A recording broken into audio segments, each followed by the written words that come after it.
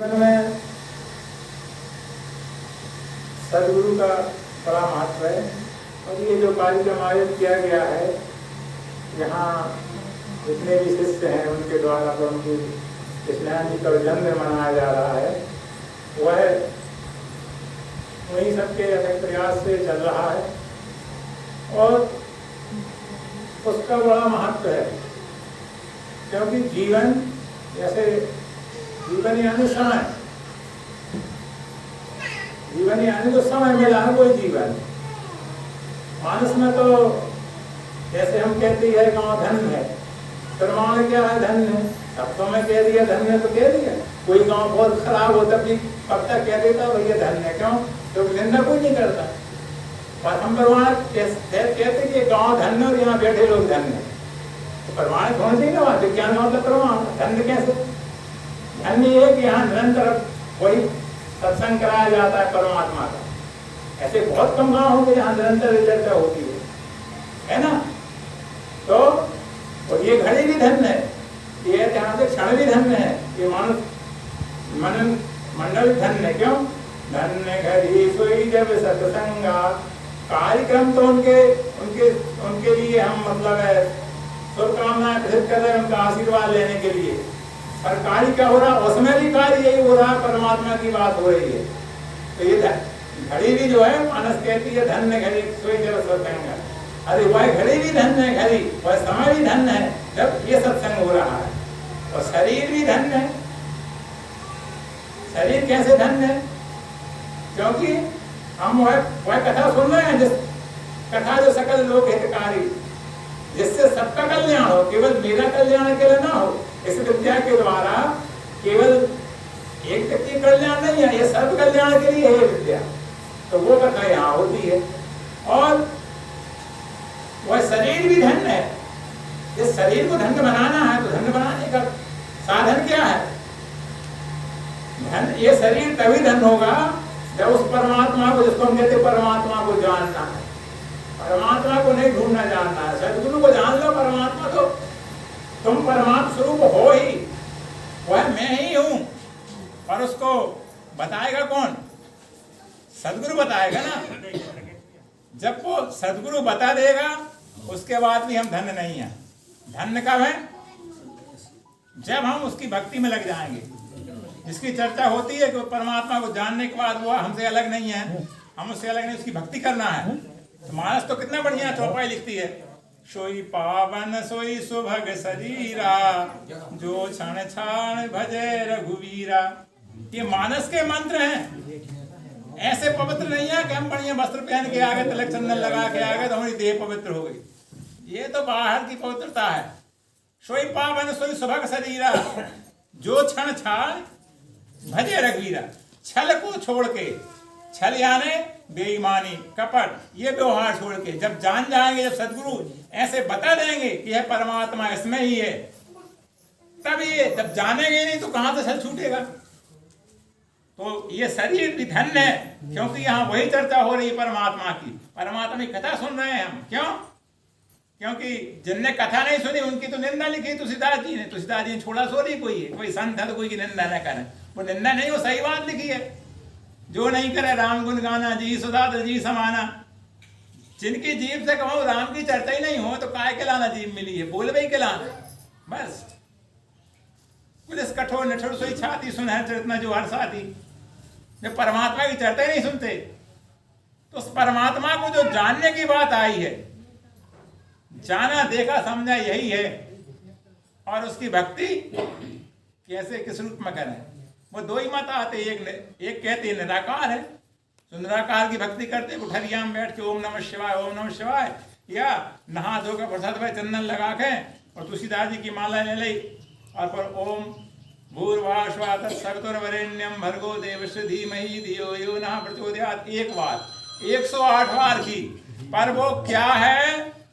भूर्भुवः स्वः क्या है और वह तत्सवितुर्वरेण्यम क्या है? वो जिसके लिए इस मंत्र में कहा गया है, गायत्री देवता की बात कही गई। इसमें है क्या वो गायत्री देवता? वो यही है जिसमें हो रहा है। भू यानी संस्कृत में होना होता है, भू यानी है। बताओ है कि नहीं? कौन है ये अखंड और अनंत अनादि अव्यय वही तो है जो हमेशा दिखता है। और वो है तो ये पर अकेला है सूर्य की ये है उसके बाद भी इसमें हो रहा है कुछ ना कुछ। अब ये नहीं दिख रहा, ज्ञान दृष्टि देखेंगे इसमें क्रिया हो रही है, हमें क्रिया हो रही है। तो वो भवा यानी हो रहा है, तो भूर भवा। और तीसरी व्याहृति है स्व यानी क्या है, आनंद के लिए हो रहा है। ये ऐसे ही नहीं हो रहा, हम बुढ़े भी आनंद के लिए हो रहे हैं, बच्चे भी हैं तो आनंद के लिए हैं, पेड़ पौधे उग रहे हैं आनंद के लिए हैं, फूल लग रहे हैं आनंद के लिए हैं, स्वागत हो रहा है आनंद के लिए है। क्या बढ़िया स्वागत हो रहा है। ओम स्वस्ति न इंद्रो वृद्धश्रवा स्वस्ति न पूषा विश्ववेदाः स्वस्ति नस्तारक्षो अरिष्टनेमि स्वस्ति नो बृहस्पतिर्दधातु। ये मंत्र भी मैंने स्वागत के लिए पढ़ दिया। किस लिए हो रहा है, सब आनंद के लिए है। यहाँ से हट के मैंने यहाँ छलांग लगा दी। वह इसमें भी वही है, वह परमात्मा इंद्र यानी वैभवशाली, अनंत वैभवशाली, सब कुछ दिया है उसने। वो कैसा हो, स्वस्ति, वो परमात्मा हमें कैसा हो, कल्याणकारी हो। शुधन अस्थि, सु यानी अच्छा और अस्थि यानी है। यहाँ भी अस्थि लगा हुआ है। वैदिक वो ज्ञान तो देखो आप, अस्थि यानी है, वो कैसा है परमात्मा। शु यानी अच्छा कल्याणकारी परमात्मा। उस परमात्मा के द्वारा, उस परमात्मा का ध्यान करते हुए परमात्मा स्वरूप सदगुरु की ये भी स्वागत है। तो उसको जानने के बाद यही तो बात आती है जो दो मत की बात हुई कि इसमें व्याप्त है अक्षर रूप से मिठास, और ये दिख रहा है 5 तत्व 3 गुण का। तो कुछ लोगों ने ये सोचा प्रतिमा बना के उसकी पूजा करें, भाई ये खूब सपना रहे दूध से, जैसा होता है जो जैसा करता है वो करे। हमारा मानना तो ये है कि उसकी सगुण की पूजा क्या है और निर्गुण की पूजा क्या है, यही समझ में जाए। दो तो है ही नहीं जाए, एक ही है, ये वस्तु सगुण निर्गुण से परे है। पर ठीक है जी, और पूर्ण कब होगी पूजा, जब दोनों को मिला करेंगे। केवल सगुण की वो कर रहे हैं, प्रतिमा की वो पूजा नहीं है, परमात्मा की वो भक्ति नहीं है। अब वो तो जानने के लिए कर रहे हैं, पहली क्लास पढ़ने के लिए कर रहे हैं, परमात्मा है भैया सब में है, चलो ध्यान करें। पर वास्तव में सगुण क्या है, पूजा कहाँ होना चाहिए। अर्जुन का यही प्रश्न था अध्याय 12 में। एवं सतयुक्ता ये भक्ता स्वाम पर्युपास्ते एचाप्यक्षम व्यक्तम तेषाम के योग वित्तमान। जो सगुण की आराधना करते हैं वो, और जो निर्गुण करते हैं, हे कृष्ण जी बताइए कि दोनों में श्रेष्ठ कौन है। अब जहां मैं का दो है कोई सगुण निर्गुण, ये मैं का दो है सगुण निर्गुण का सदगुरु में। भगवान ने क्या कहा, उसका सगुण निर्गुण का यानी परमात्मा स्वरूप माता को मानना है, पिता को मानना है, गुरु को मानना है। तो सेवा किसकी करना है, शरीर की। और ध्यान किसका रखना है, इसमें कौन बैठा विराजमान है, परमात्मा। ये कृष्ण जी का आशय था, कोई दो नहीं है। यदि दो होते तो अलग अलग कर देना।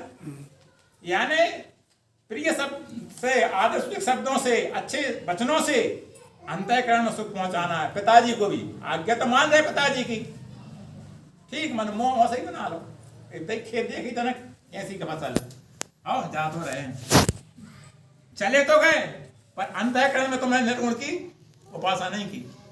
और बढ़िया प्रिय बोल रहे हैं, हाँ पिताजी अब भाई जा रहे हैं, और घर में नहीं गए, बैठे रहे बाहर से देर में गए। तो प्रिय बोला अंदर वाले के लिए, जो अंदर बाहर तो एक ही है, मतलब अंतःकरण में तो सुख हुआ कि हाँ कह रही गए, वो गए है नहीं है, तो वो सगुण की बात नहीं हुई। तो एक दो चौपाई वो रखे हुए वाणी बना देंगे। राम जी की सेवा जो है, सेवा सगुण की होती है, सगुण है। मानस में बड़े अच्छे से कहा गया कि निर्गुण रूप सुलभती। निर्गुण की क्या करने है, सब में व्याप्त है, न आए न जाए न मरे न कटे, सब मानत रहो। वो को कच्चे होते नहीं तो क्या सेवा कर रहे हैं, एक अलग बात है। पर यहाँ जो बैठा है सगुण में, इसकी सेवा कैसे होती मानस में। हम अपने शरीर की सेवा कैसे करते हैं, कहीं तो भैया आधा घंटा तक नहाते हैं, एक तो समय न लग रहा है, और नहावे के बाद फिर अच्छे कपड़ा पहने, और फिर बहुत कहाँ को वहां भृंगा तेल डाल और चंदन लगे हैं, हम जैसे चंदन सुई लगाते हैं, और फिर कवा सुई लगा लें इतनी, फिर जूता मोजा मोबाइल सब कुछ है। ये की सेवा इतनी कर, तकलीफ में बात करने है, ये की सेवा हम इतनी करते हैं। और जब जो हमारे शरीर है सो समझ में जाए तो आपके भी उतना ही करें और ऐसे ज्यादा करें आपकी का। यदि जब जो समझ में आ जाए कि एक ही है तो एक चौपाई बहुत बढ़िया मानस में आई है। वो वास्तव में सेवा ऐसी होना चाहिए, इसलिए उसको प्रस्तुत कर रहे हैं। सेवहि लखन सिय रघुबीर जिमि अविवेकी पुरुष शरीर। अरे महामूर्ख व्यक्ति भी अपने शरीर की सेवा ऐसी करा, कोई का कहने पड़ा तो भैया तेरे कपड़ा गंदे तो धूल है तो नहा ले। अपने शरीर की सेवा अज्ञान से ऐसे करते हैं, इतने मस्तों का जैसे अज्ञानी व्यक्ति अपने शरीर की सेवा करता है, ऐसे सीता जी और लक्ष्मण जी राम जी की यह सेवा करते थे। यही सेवा का हम कर सकते हैं कि तनक कष्ट में हो। लक्ष्मण जी 24 घंटा आज्ञा में तत्पर और रक्षा में धनुष मारने तैयार ही है, बताओ। और सीता जी भी कितने मतलब है बड़े घराने की पुत्री और कैसे महलों में रहने वाली, और क्या चौपाई लिखी है, पलंग पीठ तज गोद हिनोला सीना दीन पग अवन कठोरा। अरे उनने जमीन में पैर नहीं रखो, झूला झूलती मामूली राजा की पुत्री सीता का। और वो के बाद भी वन में जाकर देखो कैसे सेवा करी राम जी की। ये है सेवा।